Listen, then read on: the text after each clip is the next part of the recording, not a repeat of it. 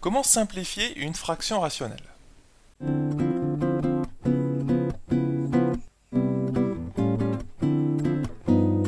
Bonjour à toi et bienvenue sur StarMath TV. Ici Romain et dans l'exercice d'aujourd'hui, niveau plutôt première S, eh bien nous avons une fonction notée g, telle que g de x est égal à 2x moins 3, le tout sur x plus 1. Et il s'agit de montrer dans cet exercice que pour tout x qui est différent de moins 1, eh bien on a g de x qui peut aussi s'écrire 2 moins 5 sur x plus 1. Donc il faut tout simplement démontrer finalement que pour tout x différent de moins 1, on va voir pourquoi, on a ceci, donc l'expression de g de x, qui est égale à cela, 2 moins 5 sur x plus 1. Alors pourquoi il faut que on démontre cette égalité, puisqu'il s'agit finalement de démontrer juste une égalité, pourquoi il faut que on démontre cette égalité uniquement quand x est différent de moins 1? Tout simplement parce que la fonction g est définie quand x est différent de moins 1. Pourquoi? Parce que la fonction g, tu vois bien que c'est une fraction rationnelle. Alors une fraction rationnelle, c'est un grand mot pour dire que tu as un polynôme au-dessus et un polynôme en dessous. Ici, les polynômes sont très très simples, ce sont des choses de la forme ax plus b, qui sont, je te le rappelle, aussi des équations de droite. Donc ce sont tout simplement des polynômes du premier degré, un seul degré. Parce qu'il n'y a pas de x au carré, il n'y a pas de x au cube, il y a juste un x, avec un coefficient réel devant, et ici l'ordonnée à l'origine, entre guillemets, d'accord, petit b.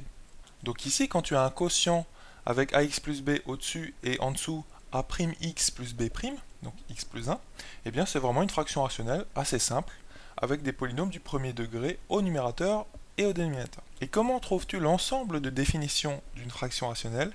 Il suffit de regarder son dénominateur.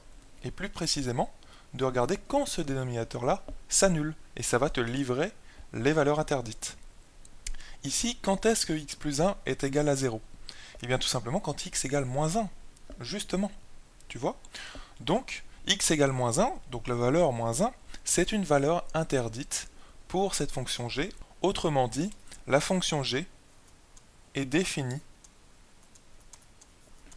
sur R, c'est-à-dire l'ensemble des réels, c'est-à-dire tous les nombres, moins, donc le moins, quand il s'agit des ensembles, il est penché, comme ceci, moins 1, donc l'ensemble constitué uniquement du nombre moins 1. Voilà, et cet ensemble se note comme ceci entre accolades avec le nombre moins 1 à l'intérieur. Donc ça, c'est un ensemble qui ne contient qu'un seul nombre. Et ceci, tout cet ensemble, donc R moins moins 1, c'est aussi égal tout simplement à moins l'infini jusqu'à moins 1 exclu, d'accord, union moins 1 exclu jusqu'à plus l'infini. Tu vois, c'est comme si tu avais rangé un petit peu les nombres de cet ensemble dans l'ordre croissant, un petit peu, et tu les as mis sous forme de deux intervalles, d'une réunion de deux intervalles. D'accord? Donc ça, c'est vraiment l'ensemble de définition de ta fonction g.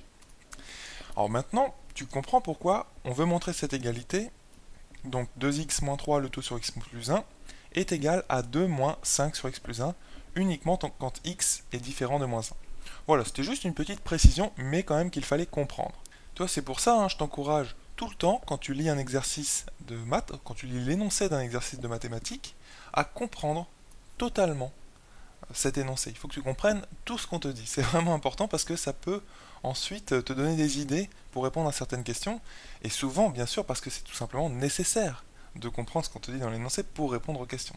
Si tu ne comprends que partiellement l'énoncé, c'est problématique pour la suite. Donc maintenant, on va démontrer en prenant un x qui est différent de moins 1, donc pour x différent de moins 1, c'est-à-dire tout simplement pour un x qui est à l'intérieur de l'ensemble de définition de g, ok, eh bien on va essayer de démontrer que 2x moins 3 le tout sur donc x plus 1, c'est égal à 2 moins 5 sur x plus 1. Alors tu es bien d'accord que je ne vais pas tout de suite mettre égal ça, puisque c'est ce qu'il faut démontrer. Bien évidemment. Alors, quand tu dois démontrer une égalité entre deux choses, eh bien, soit tu pars de la première chose et par une succession de transformations, tu vas tomber sur la deuxième chose, soit inversement, tu pars de la deuxième chose et tu montres que c'est égal à la première chose. Alors, à ton avis, quel est le plus simple ici? Qu'est-ce qui est le plus simple? Est-ce qu'on part de 2 moins 5 sur x plus 1 pour démontrer que ça vaut à la fin 2x moins 3 sur x plus 1, ou l'inverse? Est-ce qu'on part de ça 2x moins 3 sur x plus 1, et on arrive à ça. Alors, moi je te propose tout simplement de partir de 2 moins 5x plus 1. Par contre, il faut prendre une précaution, c'est qu'il ne faut absolument pas écrire g de x égale 2 moins 5 sur x plus 1 égale, puis après tu fais tes petites transformations, et à la fin tu veux montrer que ça vaut 2x moins 3 sur x plus 1. Il ne faut pas du tout écrire ça, hein, c'est très important. Pourquoi? Parce que ici j'ai mis ici g de x égale ça. Mais c'est pas du tout vrai ça, c'est ce qu'on veut démontrer. On veut justement démontrer que g de x, dont on ne sait uniquement que ça, on ne sait que ça, plutôt, eh bien, il faut démontrer que ce g de x vaut 2 moins 5x plus 1. Donc tu peux pas déjà dire que g de x est égal à 2 moins 5 sur x plus 1. Tu comprends? Il faut juste partir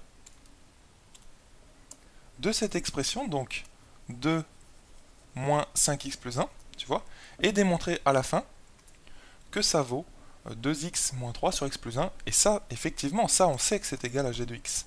Voilà. Donc ça, je le mets entre parenthèses. Voilà, parce qu'on ne va pas partir, en fait, de cette expression.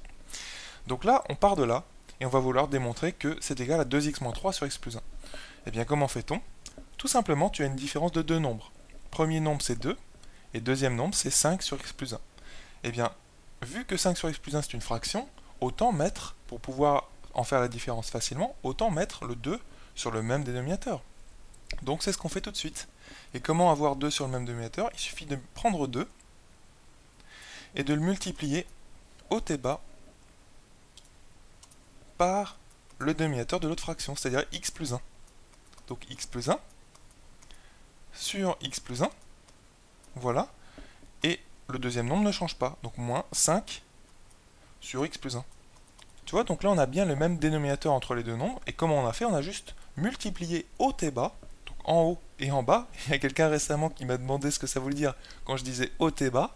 Eh bien haut et bas, ça veut dire tout simplement en haut et en bas. Hein, tu peux considérer que 2, c'est aussi une fraction, c'est aussi 2 sur 1 quelque part. Donc tu multiplies 2, c'est-à-dire en haut, par x plus 1, et aussi en bas, donc 1 par x plus 1. Mais le 1 fois quelque chose, tu peux l'enlever. Donc tu obtiens juste x plus 1. Voilà. Donc maintenant, une fois que tu as ça, tu mets un grand trait de fraction. Voilà, le dénominateur c'est x plus 1. Et qu'est-ce qu'on va avoir au numérateur? Eh bien 2 facteurs de x plus 1, moins 5. Eh bien je te propose de développer. On va obtenir 2x plus 2 moins 5. Et donc ça vaut, bien évidemment, ce qu'il s'agit de démontrer. Donc 2x, ça ne change pas. 2 moins 5, ça fait moins 3. Sur x plus 1. Et voilà, et ça effectivement, c'est g de x. Parce qu'on le sait, c'est effectivement la définition de g de x qui t'est donnée dans l'énoncé, celle que j'ai entourée en rouge ici. Donc, tu as bien démontré finalement, par une succession d'égalités, que g de x, c'est égal à cela, donc 2 moins 5 sur x plus 1. Voilà comment on a démontré notre égalité. Tu aurais peut-être pu aussi partir de la première chose, c'est-à-dire 2x moins 3 sur x plus 1, et arriver à 2 moins 5 sur x plus 1, mais c'était peut-être un petit peu plus technique. Voilà, donc j'espère que tu as bien compris cet exercice, et je te dis à très bientôt sur Star Math TV.